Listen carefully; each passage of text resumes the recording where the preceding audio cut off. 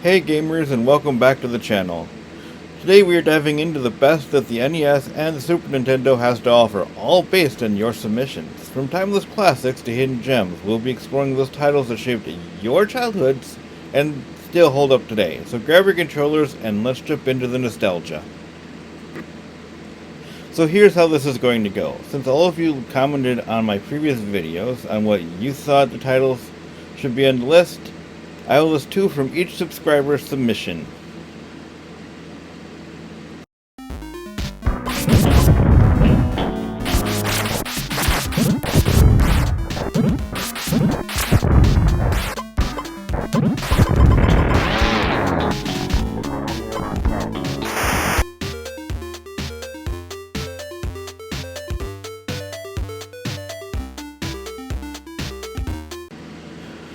Released in 1996 for the Super Nintendo, this game brought a fresh twist to the Mario franchise with its unique blend of RPG elements and platforming. So let's explore what makes this game so special.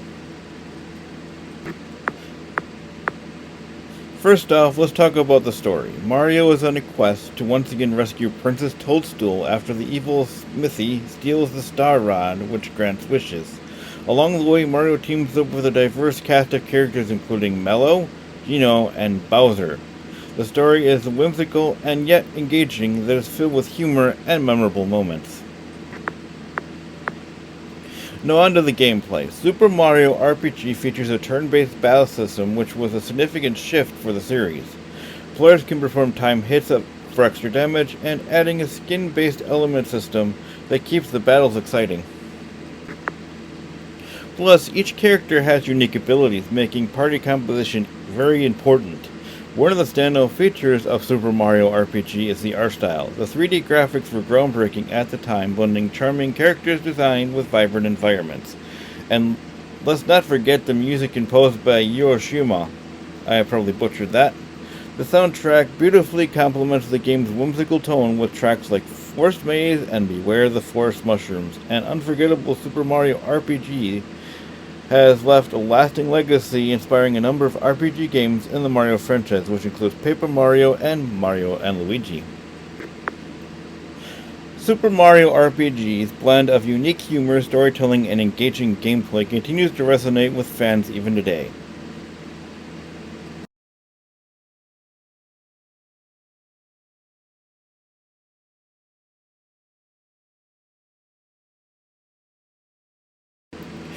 Released in 1993 on both the Super Nintendo and the Sega Genesis, this quirky cult classic combines humor and horror in a way that's unforgettable. So let's dive in. At its core, Zombies Ate My Neighbors is a top-down shooter where you control two teens, Zeke and Julie, as they navigate through various neighborhoods filled with monsters. Your mission, should you choose to accept it, is to save your neighbors from an onslaught of zombies and other ghoulish foes. The game is a love letter to B horror movies packed with references that fans of the genre will appreciate. In Zombies Ate My Neighbors, you will encounter a wide variety of enemies from zombies and werewolves to chainsaw-wielding maniacs. What sets this game apart is the arsenal of weapons and items you have at your disposal, from squirt guns, bombs, to potions.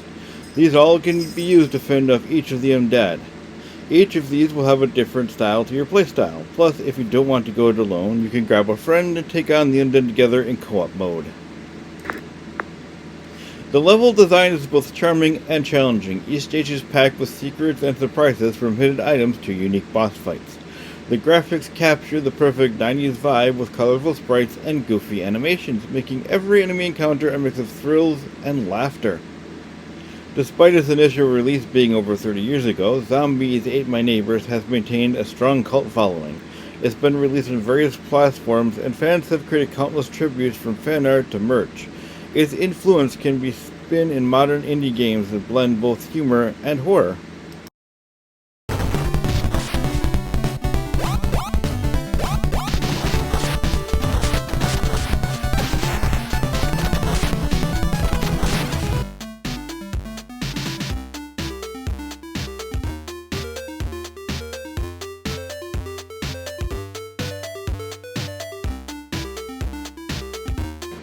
Released in 1989, Willow was an action-adventure game based on the classic fantasy film of the same name.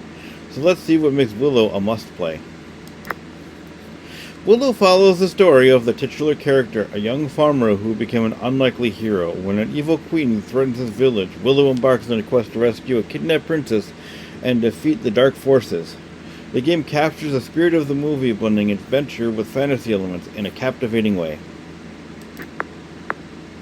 Willow features a top-down perspective where players explore various towns, dungeons, and landscapes with real-time combat, which allows players to engage in enemies with swords and magic.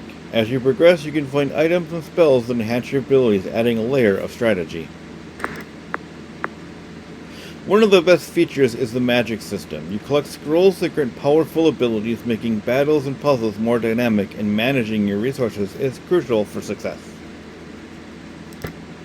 Visually, Willow is an absolute impressive masterpiece for the NES, with detailed sprites and colorful environments that bring the fantasy world to life. Don't forget the music, which perfectly complements the gameplay, enhancing the adventure's atmosphere with memorable tunes that fans will still fumble today. Despite it being overshadowed by other titles, Willow has earned a loyal fanbase over the years. Its blend of adventure, strategy, and nostalgia has inspired many players, and it has remained a beloved title among NES enthusiasts. And besides, it is a shining example of how a movie tie-in game is done absolutely correct.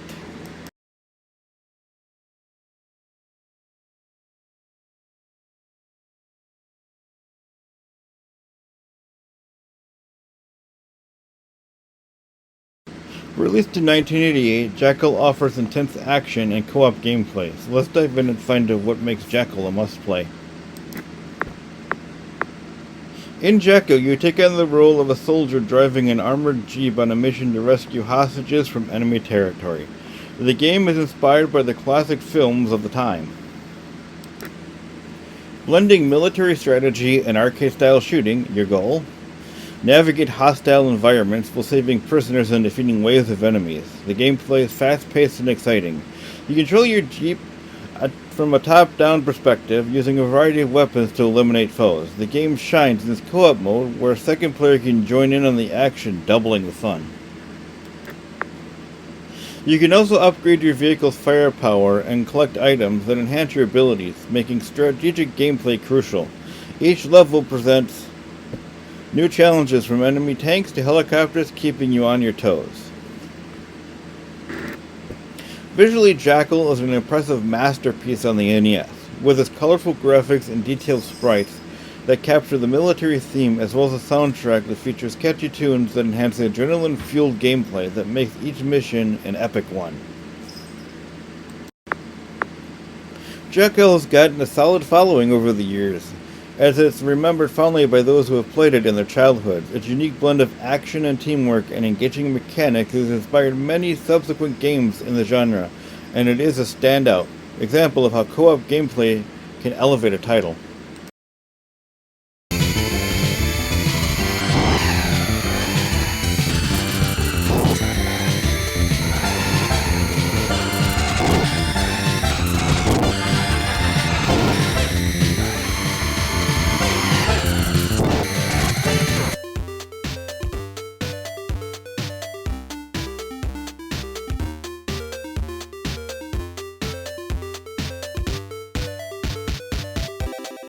Released in 1992, this classic kart racing title sets the stage for a beloved franchise, so let's hit the track and find out what makes it so special.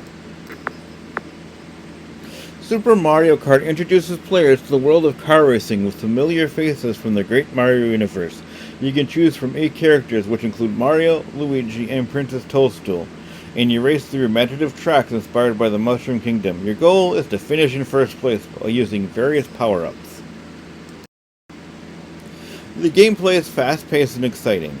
You race on different circuits, each with its own unique design and challenges. However, what really makes Super Mario Kart special are the power-ups, with things like shells, bananas, and mushrooms, which all add a strategic layer to the racing, and they allow players to gain an edge over their opponents. Timing your use of them can often turn the tides of the race. Super Mario Kart is a visual masterpiece with colorful graphics and imaginative track designs that create a vibrant racing experience. And let's not forget the soundtrack with its memorable, catchy tunes that perfectly capture the fun and competitive spirit of the game. Super Mario Kart laid the foundation for an iconic series that has continued to evolve over the years. Each sequel introduced new characters, tracks, and gameplay. Now, on a personal note for me, Super Mario Kart laid the way for games like Blur on the Xbox 360, which also used use of power-ups to gain the edge over your opponents.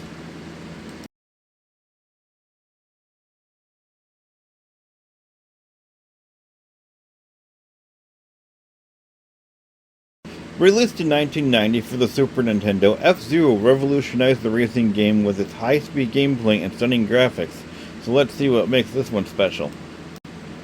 F-Zero transports players to a thrilling universe where anti-gravity racing is the norm. You choose from a selection of unique hover cars, each with distinct attributes, challenging opponents on various tracks. All you have to do is finish first.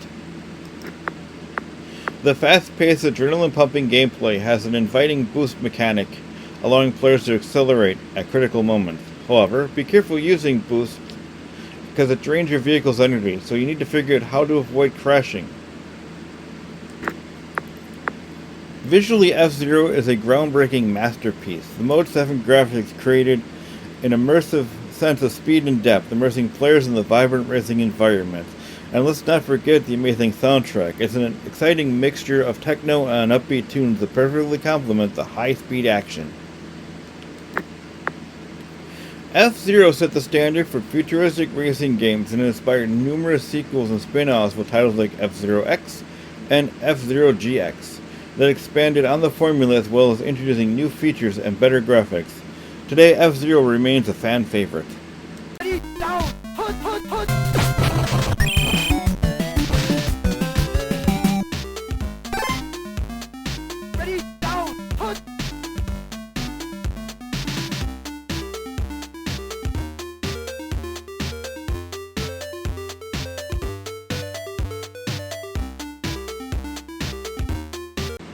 Released in 1989, Batman on the NES brought the Dark Knight to life in a challenging action platformer that fans still appreciate today. So let's head to Gotham City.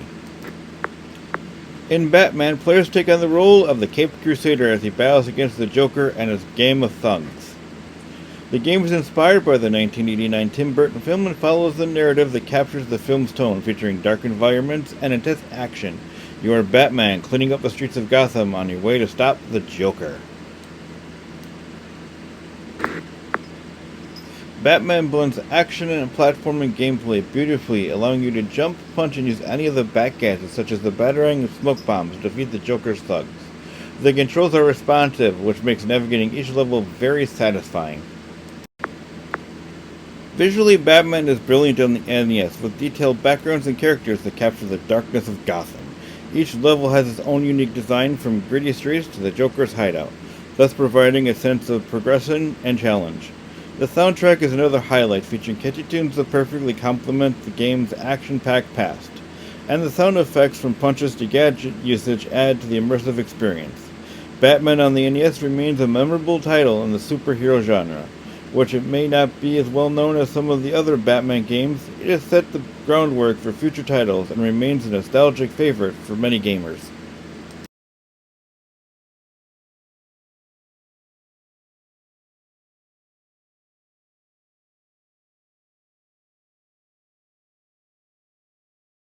It had a charm that kept people coming back for more. Oh, and let's not forget, this is the game that introduced us to one of the most overpowered athletes in video game history, Bo Jackson.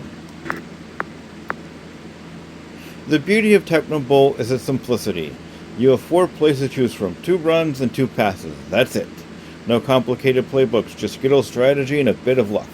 If your opponent guesses your play, they stop it dead in its tracks. But if they guess wrong, well, you might be sending your running back straight to the end zone. The graphics were pretty solid for the time. The little pixelated players had just enough detail to feel like you were actually controlling your favorite team. And don't get me started on the catchy music. It's one of those tunes that sticks with you long after you turn the game off. In Tecmo Bowl, you have a selection of 12 teams. Now, these weren't fully licensed NFL teams, but the rosters had real NFL players. So you could play as legends like Walter Payton, Lawrence Taylor, and of course, Bo Jackson. Each team had their own strengths, so mastering the game was all about knowing your team's playstyle. Another interesting aspect was how each player's stats mattered. Faster players could sprint past defense, while stronger players bulldozed their way through. Sure, the game wasn't realistic by today's standards, but that's part of what made it so fun. Even today, Tecmo Bowl has a dedicated fan base. It's not just nostalgia, it's how easy it is to pick up and play. You don't need to be a football expert to enjoy it. Plus, the simple yet strategic gameplay means you can always find new ways to outsmart your opponent, whether you're playing against a CPU or a friend. Tecmo Bowl paved the way for a series of football games, including the legendary Tecmo Super Bowl, which took the formula even further with full team rosters and more in-depth gameplay. But there's something special about the original. It's the foundation that brought football games to the forefront of gaming, and is a reminder of how a simple idea can stand the test of time.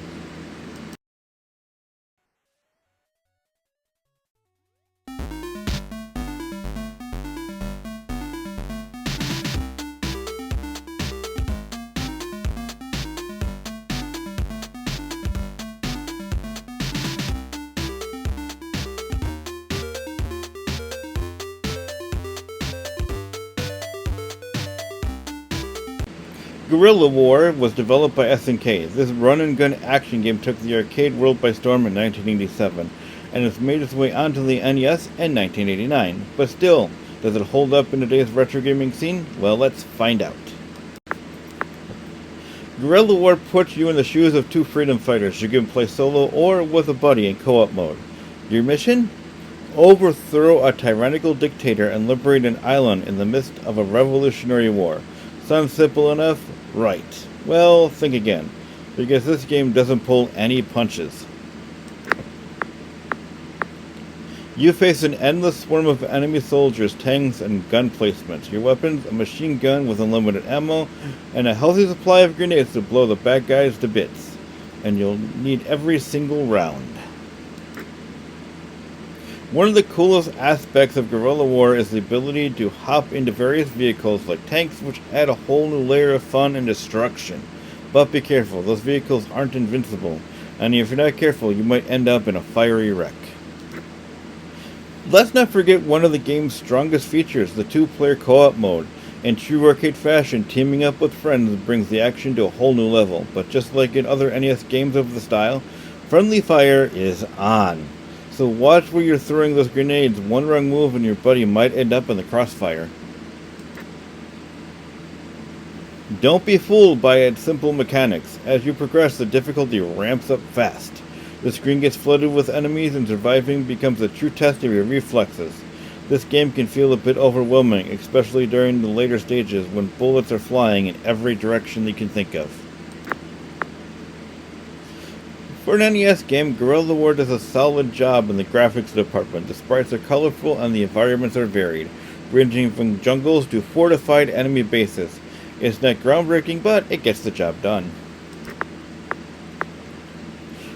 Then there's the music, a fast-paced, adrenaline-pumping soundtrack that keeps you on edge, perfectly matching the intensity of the game. The sound effects, well, a little repetitive, give you that satisfying boom when you take out an enemy tank or throw a grenade. One of the highlights of Guerrilla War is its boss fights. Every few levels you're faced off against gigantic tanks, heavily armored helicopters, or a fortified enemy bunker. These battles are no joke, and you'll need quick reflexes to take down these larger-than-life foes. So, is Guerrilla War worth playing today? Absolutely.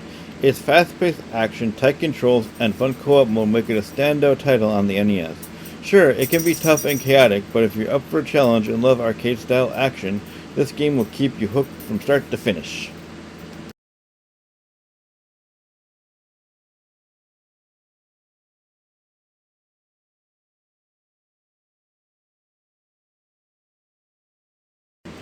Ikari Warriors was released for the NES in 1987, a port of the popular arcade game developed by SNK.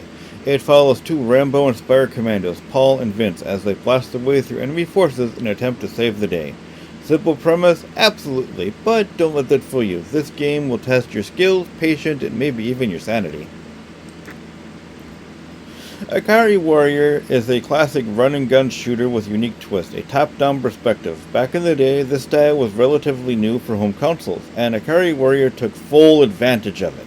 You can move in all directions, shoot, and even command tanks to deal with some extra damage. Now here's where things get a tad bit interesting, and let's be honest, a bit frustrating as well. Ikari Warrior is not easy to say the least. Your character moves slowly, your bullets travel at snail's pace, and enemies can choose from literally anywhere, plus the controls feel pretty stiff, especially if you're used to more modern shooters. This difficulty curve is a product of its arcade roots. The NES version is faithful to the original, meaning you'll often feel overwhelmed as you navigate narrow paths while dodging endless waves of enemies. But there's one thing that made this game stand out: the ability to use tanks. The tanks are a game changer. You can roll through enemies, absorb more hits, and fire explosive rounds, but they don't last forever. Once the tank takes enough damage, it's back to your foot soldier, where survival becomes even more challenging. Speaking of survival, let's talk difficulty. Ikari Warrior is notoriously tough. The enemy AI is relentless, and if you die, which you will, you're sent back to the starter level. But here's the kicker: the infamous 4-letter cheat code that lets you continue from where you left off. ABBA. If you're playing the game today, trust me, you'll need it. So, is Ikari Warriors worth playing today? It really depends on your tolerance for old school difficulty and your love of classic shooters. While the game's slow movement and high difficulty can be frustrating, there's something undeniably satisfying about mowing down waves of enemies and trying to survive. Wow, what an incredible journey through some of the best NES and Super Nintendo games submitted by you, the fans. It's always amazing me to see the passion this community has for these classic systems and how much love there still is for these timeless gems. If you didn't see your submission this time, don't worry. There are so many great games out there, and I love hearing your thoughts, so keep those submissions coming. Which games do you think should have made the list? Drop your suggestions in the comments below, and maybe your pick will be featured in an upcoming video, and trust me, I plan on making more. If you enjoyed this video, don't forget to mash that like button and hit that subscribe button so you don't miss out on all the retro gaming goodness we have to offer coming your way. Oh, and tap that notification bell to stay in the loop. Thanks so much for watching, and until next time, keep on gaming and stay retro. Hey, Professor Retro here, and I'd like to thank you guys for getting me to well over 1,000 subscribers now. The channel is a total of 1,165 subscribers. Wow, I never thought it would get this far, and I want to keep going with this. So again, if you like what you see, hit that subscribe button for me and we can keep adding to the total. I'd love to see us get to 2,000 by the end of the year.